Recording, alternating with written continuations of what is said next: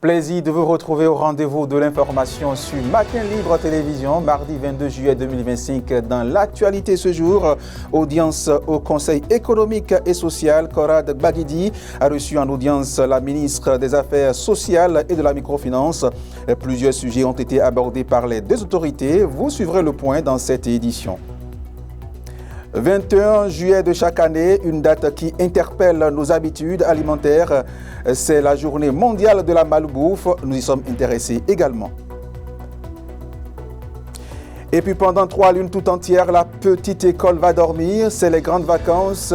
Et quels sont les comportements à adopter pour mieux les passer? Nous avons questionné notre coach pour vous. Il reviendra sur ses habitudes pour vous. Mesdames, Messieurs, voilà pour les sommaires. Le développement est à suivre absolument.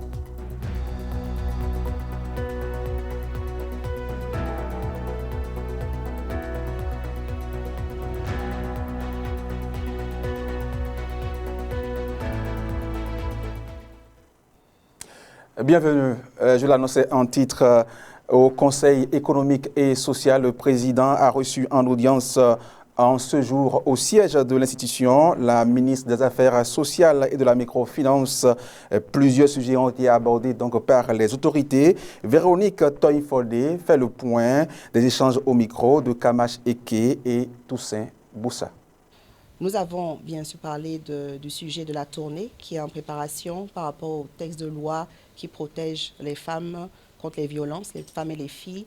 Mais au-delà de ça, nous sommes vraiment allés en détail parce qu'en fait, aujourd'hui, avec la structuration du CES qui descend au niveau local et qui sera à proximité des populations, nous pourrons vraiment entretenir une collaboration très étroite pour l'amélioration du bien-être des populations. Ne serait-ce déjà que par l'information. Et c'est dans ce cadre que nous avons abordé la protection sociale, notamment l'assurance maladie. Et par rapport à ça, l'évolution de ce dispositif qui est en train d'être mis en place pour que tout le monde ait accès à une couverture sanitaire. On le sait, l'État va prendre en charge gratuitement les pauvres extrêmes.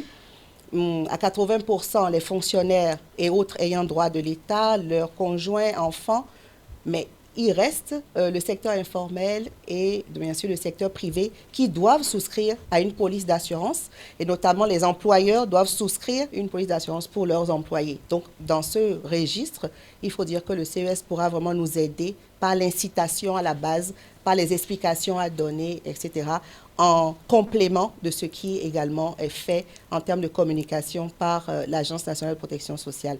Nous avons abordé également d'autres sujets comme le handicap. Notre pays a fait un bond remarquable ces dernières années pour la promotion des droits des personnes handicapées. Et aujourd'hui, ils ont droit à des cartes d'égalité des chances. Comment ces cartes sont réalisées, sur quelles conditionnalités, à quoi ça leur donne droit, les structures qui emploient les personnes handicapées qui veulent monter des entreprises, etc., les enfants, les écoles inclusives, tous ces sujets ont été abordés en détail. Et nous avons bien sûr abordé également Arche Formation qui concerne le renforcement de capacité des artisans dans les différentes communes. Là aussi, les détails ont été touchés. Et vraiment, je suis très ravie de ces échanges. Déjà, le dynamisme du CES aujourd'hui qui va permettre vraiment de nous aider à mieux amener toutes ces informations à la base près des populations. Et nous restons au Conseil économique et social pour dire que ce mardi a eu lieu la première session ordinaire de l'institution, la dite séance de travail tenue sur le programme 20 000 logements sociaux économiques du gouvernement béninois. À cet effet, les différents cadres techniques du ministère du cadre de vie, des transports chargés du développement ont échangé avec les membres du CES afin de présenter les grandes lignes de ce programme. Samiratou Kamassou et Toussaint Boussa y étaient.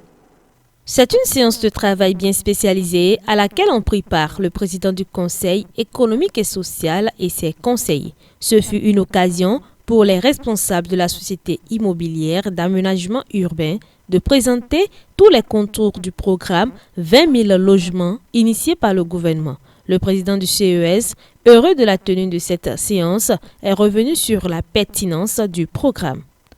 Ce programme incarne la volonté de l'État de répondre de manière concrète et pérenne aux besoins en logement tout en contribuant au développement social et économique de notre pays.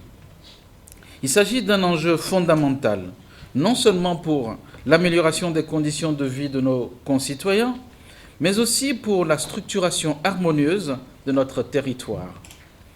En tant qu'organe consultatif chargé de formuler des avis éclairés sur les politiques économiques et sociales, le Conseil économique et social a le devoir d'examiner avec rigueur et discernement les contours, les objectifs, les modalités de mise en œuvre, les impacts socio-économiques attendus, ainsi que les mécanismes de commercialisation de ce programme. Ce programme est porté par le ministère du Cadre de vie et des Transports, chargé du développement durable et mis en œuvre par la Société immobilière d'aménagement urbain. Le directeur général de la CIMO exprime toute sa satisfaction au thème de la rencontre d'échange. Donc nous avons rappelé au Conseil économique et social justement les villes d'intervention de ce programme, dont la première phase concerne Abomey, Calavi, Ouedo, Porto Novo et Parakou. Mais le programme global concerne 15 villes, donc c'est sur toute l'étendue du territoire national. En ce moment, les premières livraisons ont commencé et la commercialisation également est amorcée. Nous avons fini avec la participation des différents acteurs, la première vague d'attribution des logements, et les prochains jours, nous allons justement remettre les clés, organiser justement l'installation des populations, mettre les facilités à leur disposition. Donc je suis très heureux au nom de la CIMO de remercier le Conseil économique et social. Le programme 20 000 logements est une ambition majeure du gouvernement visant à réduire le déficit en logement et à offrir des habitations décentes et abordables aux citoyens béninois.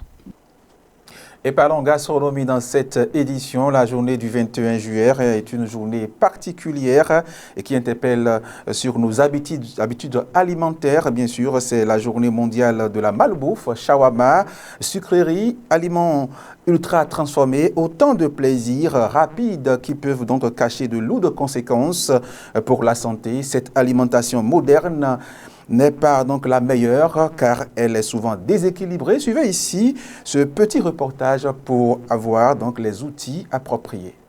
Dans un monde où la rapidité prime, les repas pris sur le pouce sont devenus monnaie courante. Pourtant, derrière cette facilité apparente se cache un véritable fléau pour la santé publique, la malbouffe. Cette journée mondiale est l'occasion de s'arrêter un instant pour questionner nos assiettes. Beaucoup de personnes ne mangent pas, mais ils aiment grignoter. Et après, facilement, ils tombent dans l'obésité, ils se disent, mais moi, je ne mange pas, mais comment se fait-il que je suis obèse? Le fait de ne pas manger, mais de grignoter, vous voyez ce petit truc, vous mangez, ce petit truc, vous mangez, vous mangez, votre organisme accumule les graisses. Et c'est comme ça, beaucoup de personnes, dans un entretien, par exemple, dans un counseling nutritionnel, vous discutez avec la personne, il vous dit qu'il ne mange même pas les 3 repas par jour, mais quand tu fouilles bien, tu vois qu'il aime grignoter, c'est ce qui est la cause, la base maintenant du fait qu'il soit obèse. Plusieurs aliments dont on ne se doute sont appelés par les experts aliments ultra transformés. Ces produits sont riches en calories vides, beaucoup de sucre, de sel et de graisses saturées, mais très peu de nutriments essentiels. Les maladies sont des maladies cardio, ce sont des maladies plutôt chroniques.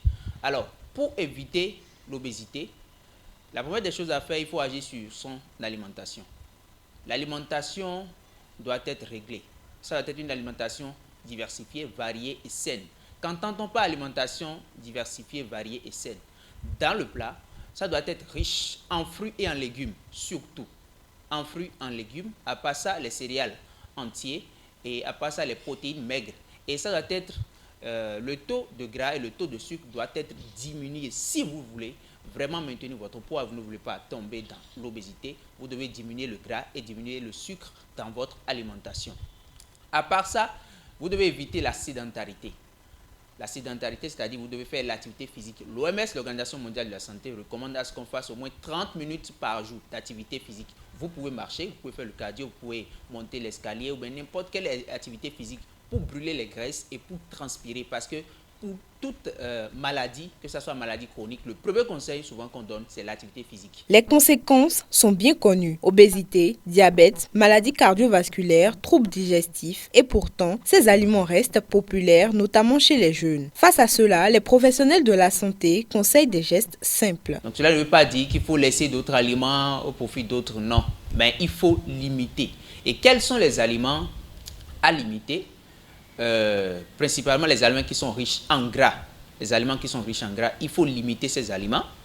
Les aliments qui sont riches en sucre, il faut les limiter. Les sodas, les boissons énergisantes, peut-être une fois en passant, mais lorsqu'on se donne à ça de façon accoutumée, là, on se crée des problèmes sans le savoir. Il y a aussi les aliments ultra transformés. Voilà, les aliments ultra transformés, il faut aussi les éviter. Il ne s'agit pas de diaboliser un shawarma ou une pizza, mais de faire de ces plaisirs l'exception, pas la règle. En cette journée mondiale de la malbouffe, le message est clair. Pour préserver sa santé, mieux vaut apprendre à bien manger que de céder à la facilité quotidienne. Une prise de conscience collective qui pourrait bien commencer dans notre propre cuisine. Et voilà qui est bien dit, je l'annonçais en titre, pendant des semaines, l'école béninoise va dormir. Donc, après 9 mois de dur labeur, les acteurs de l'école sont au repos afin de reprendre des forces pour une nouvelle année académique. Avant donc les grandes vacances, certains spécialistes du monde éducatif recommandent de faire un bilan de l'année scolaire. Pour d'autres, c'est une étape cruciale. C'est ce qu'a confié à Matin Libre Télévision le coach Fulgence Arwangonou sur l'émission Créneau Idéal. Il faut que l'école apporte besoin d'instruction. Mais les vacances, ils doivent apporter des besoins d'instruction, mais beaucoup plus pratiques dans ce qui leur manque. Être demain des leaders, être des gens qui pourront impacter leur communauté. Lorsqu'on rentre en période de vacances, on a fini l'année scolaire, on doit savoir quel est le message que nous avons de l'année scolaire.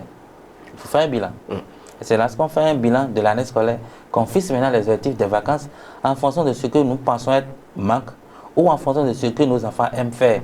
Il faut les améliorer dedans. Et ce qui leur manque aussi, il faut qu'ils s'approprient ces valeurs indispensables au bien, à l'équilibre de l'individu. Donc nous percevons les vacances comme des moments où ils vont à la rencontre de ce qui leur manque.